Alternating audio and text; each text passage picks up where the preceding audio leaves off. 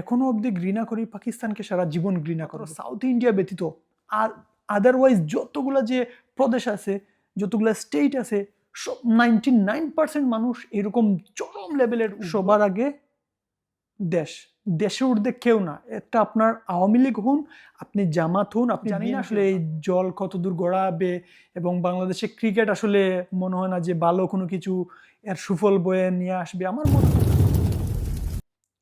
ব্যক্তির চেয়ে দল বড় এবং দলের চেয়ে দেশ বড়। সে দলটা হোক আপনার আওয়ামী লীগ, হোক আপনার বিএনপি, হোক আপনার জামাত। আজকের ভিডিওটি দেখার পরে আমার যারা আওয়ামী লীগের যারা বাইরে আছে বা বিএনপি জামাতের যারা সাপোর্টার আছেন, হয়তো অন্যরকম কোনো কিছু ভাবতে পারেন আমাকে নিয়ে, বাট এটা আপনারা ভাবতেই পারেন। বাবাটা আপনাদের একান্ত ব্যক্তিগত, এবং আমি যে কথাগুলো বলছি দল মত রাজনীতির ঊর্ধ্বে গিয়ে আমি এই কথাগুলো, আমার মত প্রকাশের অধিকার আছে, সেই দৃষ্টিকোণ থেকেই আমি কথাগুলো বলছি। আমি প্রথমেই বলছি বাংলাদেশ এবং ভারতের সম্পর্ক নিয়ে।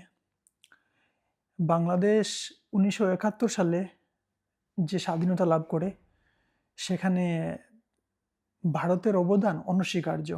এটা সারা জীবন আমি যতদিন বাংলাদেশের নাগরিক, যতদিন আমার দেহে প্রাণ আছে, যতদিন আমি এই লাল সবুজের পতাকার ছায়া তুলে থাকবো, ততদিন আমি ভারতের সেই উপকারের জন্য কৃতজ্ঞ থাকব। কিন্তু তার মানে এটা না যে স্বাধীনতার আজকে 40-50 বছর পরে আমার দেশের স্বার্থ বিরোধী, আমার দেশের ভাবমূর্তি নষ্ট হবে, এইরকম কোনো কিছু আমি আসলে অ্যাকসেপ্ট করতে পারবো না। সেটা হোক ভারত বা হোক যে কোনো দেশ। পাকিস্তানের শাসক গোষ্ঠীর দ্বারা আমরা যে বিগত 47 থেকে নিয়ে 71 পর্যন্ত যতটা আমরা শাসিত শোষিত হয়েছিলাম, নির্যাতিত হয়েছিলাম, সেগুলা মনে পড়লে সারা জীবন, এখনো অবধি ঘৃণা করি পাকিস্তানকে, সারা জীবন ঘৃণা করব। সেটা অন্য বিষয়। আজকের ভিডিওটা আমি কোনো রাজনৈতিক বিষয় নিয়ে আলোচনা করতে চাচ্ছি না, আমি বাংলাদেশের ক্রিকেট নিয়ে আলোচনা করতে চাচ্ছি। এবং আজকে বাংলাদেশের ক্রিকেটের একটা নতুন অধ্যায়ের সূচনা হলো, এবং এই অধ্যায়টা আসলে কোনো সুখকর কোনো কিছু না। এটা বাংলাদেশের ক্রিকেটের জন্য একটা কালো অধ্যায় বলতে পারেন। কিন্তু এটা কেন? আমি যদি আমার অবস্থানটা আমি একটু ক্লিয়ার করার চেষ্টা করি। আমি 2014 সালের আগ পর্যন্ত আমি ভারতের একজন চরম বড় লেভেলের ভক্ত ছিলাম, ক্রিকেট ভক্ত ছিলাম। ঠিক যখন অস্ট্রেলিয়াতে বিশ্বকাপের ম্যাচ চলছিল, তখন সেহওয়াগ এবং বীরেন্দ্র সেহওয়াগ এবং রমেশ পওয়ার একটা ইন্টারভিউ, তখনকার একটা টক শো হতো যে ফোর্থ আম্পায়ার নামে। তো ওই সময়ে যে তারা যে প্রাক্তন ক্রিকেটার, তারা যে, আমি তাদেরকে সাপোর্ট করি, ভারতকে আমি সাপোর্ট করতাম, কিন্তু তখন তারা বাংলাদেশ নিয়ে তুচ্ছ তাচ্ছিল্য করে যে মন্তব্য, সেগুলো আমি আসলে অ্যাকসেপ্ট করতে পারিনি। আমি ভারতকে সাপোর্ট করি। আমরা ঠিক আছে, তোমাদের অবদান আছে, আমাদের টেস্ট পাওয়া থেকে নিয়ে জগমোহন ডালমিয়া থেকে নিয়ে অনেকেই বাংলাদেশের ক্রিকেটের জন্য অনেক তাদের অবদান আছে। তারা বাংলাদেশকে পূর্ণ সদস্য আইসিসির সদস্য পদ দিতে তারা আসলে অনেকের অবদান আছে, সেটা আমি স্বীকার করি। কিন্তু তার মানে এটা না যে আমিও তোমাদের প্রতিবেশী, নেইবার। সো আমার উচিত আমি আসলে তোমাদের কাছ থেকে সাপোর্টটা পাবো, আমি তো এটা প্রত্যাশা করতেই পারি। সেখানে তোমরা কি করতেছো? তোমরা বলতেছো এই এমসিজির মতন, মেলবোর্নের মতন, বাংলাদেশের মতো একটা ছোট দল ভারতের সাথে আসলে, ভারত তো হেসে খেলে এদেরকে হারাবে। বাংলাদেশ আসলে ভারতের সাথে ম্যাচ খেলার মতন যোগ্যতা এখন অবধি অর্জন করতে পারেনি। এই কথা শোনার পর থেকে নিয়ে আসলে আমি এই দিন অবধি আমি আসলে ভারতের সাপোর্টার ছিলাম। আমি ভারতের সাপোর্টটা আমি বন্ধ করি। কেন? যে দেশটা আমার দেশের ক্রিকেটকে নিয়ে, আমার দেশের ক্রিকেটারকে নিয়ে এরকম তুচ্ছ তাচ্ছিল্য করে, আমি আসলে এই দেশের ক্রিকেটটাকে আমি কিভাবে সাপোর্ট করতে পারি, এটা আমার পক্ষে সাপোর্ট করা সম্ভব না। সেই অবস্থান থেকে আমি ভারতের ক্রিকেটের প্রতি আমার চরম লেভেলের একটা ঘৃণা বিদ্বেষের জন্ম হয়। ঠিক তার পরবর্তীতে এই যে বাংলাদেশের যে কূটনৈতিক সম্পর্কের যে অবনতি, এই যে টিপাই মুখের বাঁধ, ওই যে ফারাক্কার বাঁধ, তিস্তা পানি চুক্তি, এই এগুলো নিয়ে সত্যি বলতে কি আমরা আসলে দীর্ঘদিন যাবতই আমরা অবহেলিত। এটা আসলে এটা আপনাকে স্বীকার করতে হবে। আমি জানি আজকের ভিডিওটা দেখার পরে আমার যারা আওয়ামী লীগের ভাইয়েরা আছে, আমাদের সিস্টেমটা কি জানেন? আপনি আওয়ামী লীগের সাপোর্টার, আপনি বিএনপি জামাতের সাপোর্টার, মানে আপনার চোখটা এমনভাবে অন্ধ হয়েছে, আওয়ামী লীগ সরকার যা করেছে আমি সেটাকেই সাপোর্ট করব। আওয়ামী লীগ সরকার কোনো ভুল করতে পারে না।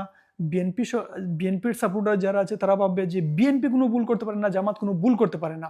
তো এই যে যেগুলো, আমি আপনার সাথে আমার কূটনৈতিক সম্পর্কটা এমনভাবে থাকা উচিত যাতে আসলে আপনি শুধু লাভবান হবেন এটা না, সাথে আমার লাভটাও আপনাকে দেখতে হবে।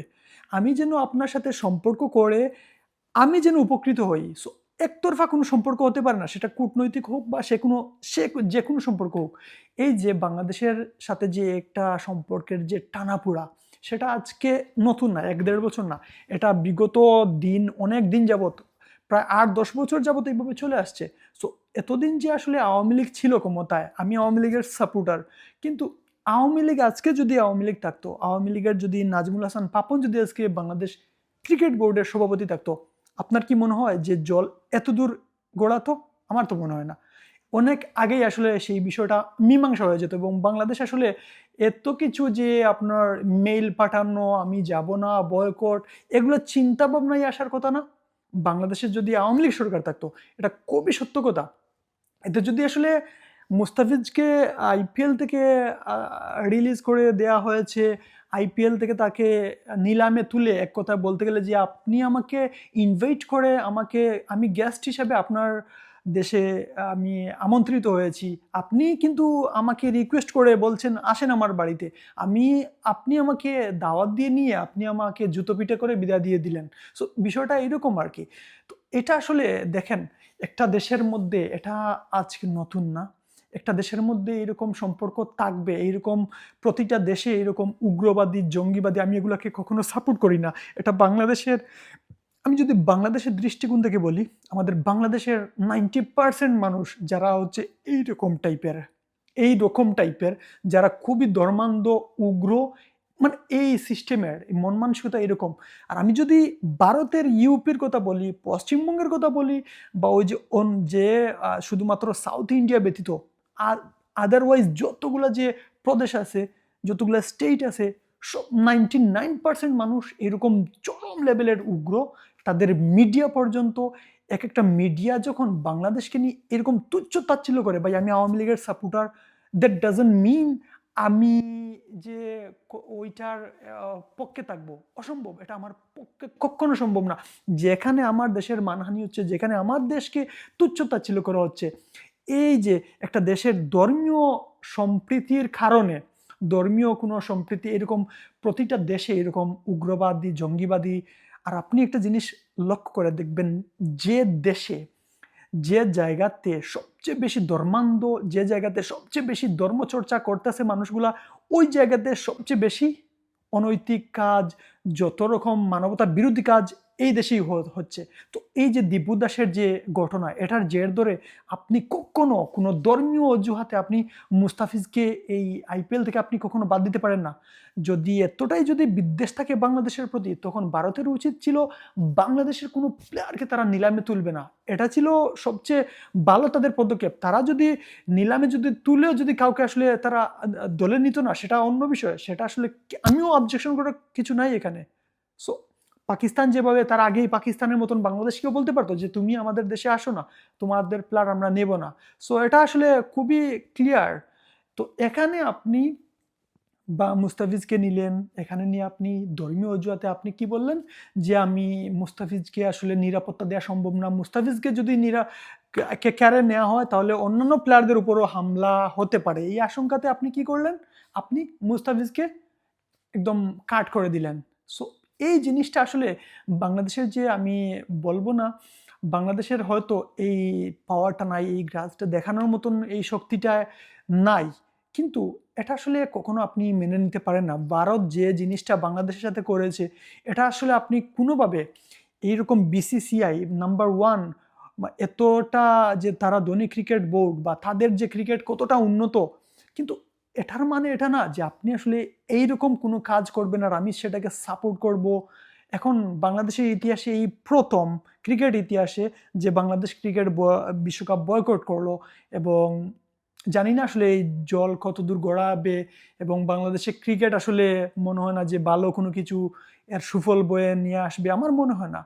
তো বাট এই যে জিনিসটা, আমি একটা কথা আগেই বলছি, সবার আগে দেশ, দেশের ঊর্ধ্বে কেউ না। এটা আপনার আওয়ামী লীগ হন, আপনি জামাত হন, আপনি বিএনপি হন। আমি আওয়ামী লীগের সাপোর্টার, কিন্তু আমি আওয়ামী লীগের সাপোর্টার মানে এটা না যে আসলে ভারত ওই যে আমার দেশকে একটা তাদের আজ থাক বাংলাতে একটা নিউজ তারা যে করে পাবলিশ করে, যেখানে বলছে যে এই প্রথম ভারতের সামনে পুচকে বাংলাদেশ মাথা নত করল না। এই যে এই যে তারা যে হেডলাইন যেটা দিয়ে পাবলিশ করেছে নিউজটা, এটাকে আপনি আওয়ামী লীগের সাপোর্টার, আপনি কিভাবে এই নিউজটাকে দেখবেন?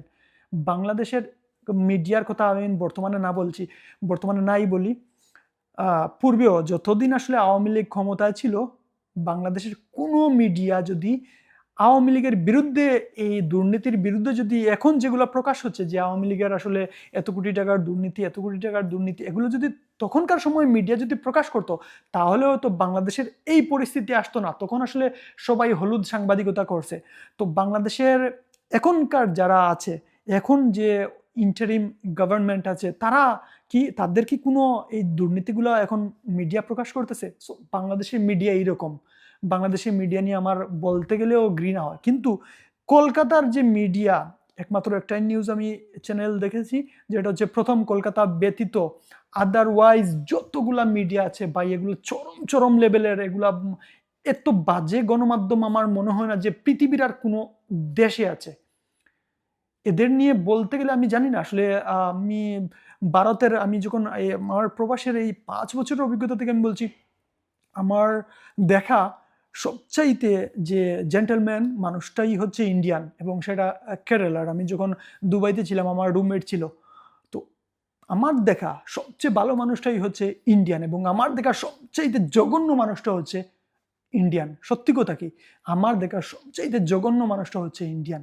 তো আমি আসলে এটাকে এমনভাবেই বলবো যে আহ, বাংলাদেশের ক্রিকেটের স্বার্থে এখন যে সিদ্ধান্তটা নেওয়া হয়েছে, এখানের মধ্যে আপনি আসলে দলাদলি করে আপনি কোন দলের সাপোর্টার, আর বাংলাদেশকে সাহায্য করেছে ভারত, আমি সারা জীবন এই কৃতজ্ঞতা প্রকাশ করি। যখনই আমার 1971 থেকে নিয়ে আমি কিন্তু পলিটিক্যাল সায়েন্সের, আমি ইতিহাসেরও একজন ছাত্র, আমার ইতিহাস সম্পর্কে আমার ভালো একটা ধারণা আছে। সো এর মানে এটা না যে বর্তমানে যে স্বাধীনতার এই 40-50 বছর থেকে নিয়ে আপনি যেটা বলবেন আমাকে সেটা করতে হবে, আপনি আমাকে এইরকম তুচ্ছ তাচ্ছিল্য করবেন এবং আমি সেটাকে সাপোর্ট করবো, আপনি খেলাটাকে আপনি ধর্মর দিকে নিয়ে যাবেন, আপনি রাজনীতির দিকে নিয়ে টানাটানি করবেন। সো এই জিনিসটা আমি আসলে অ্যাকসেপ্ট করব না। আমি এটা এখনও স্বীকার করি, একদম মাথা নত করে স্বীকার করি যে বাংলাদেশের পূর্ণ সদস্য পদ লাভ করতে ভারতের জগমোহন ডালমিয়া, তখনকার আইসিসির প্রেসিডেন্ট ছিলেন, উনার যে অবদান এটা অনস্বীকার্য। বাংলাদেশ ক্রিকেটকে এরকম এইরকম উন্নত জায়গায় নিয়ে আসতে ভারতের অনেক অনেক সাপোর্ট আছে, যেটা আসলে আমি এখনো স্বীকার করি। কিন্তু এটার মানে এটা না যে এই বিনিময়ে আপনি এটা করবেন আমি সেটাকে সাপোর্ট করব, ইম্পসিবল। এটা আমার পক্ষে সম্ভব না। এখন আমি আমার মতটা প্রকাশ করেছি, এটা আসলে মত প্রকাশের স্বাধীনতা আমার আছে। আপনি কোনো দলের সাপোর্টার হতে পারেন, আপনি বিএনপি হতে পারেন, আপনি জামাত হতে পারেন, আপনি পাকিস্তানের সাপোর্টার, কিন্তু এখন আপনি যদি সেই সত্যটা যদি আপনার মেনে নিতে কষ্ট হয়, আসলে আমি খুবই খুবই দুঃখিত। ভালো থাকবেন সবাই। আজকের মতন এখানে বিদায় নিচ্ছি। সবার সুস্বাস্থ্য কামনা করি। আসসালামু আলাইকুম।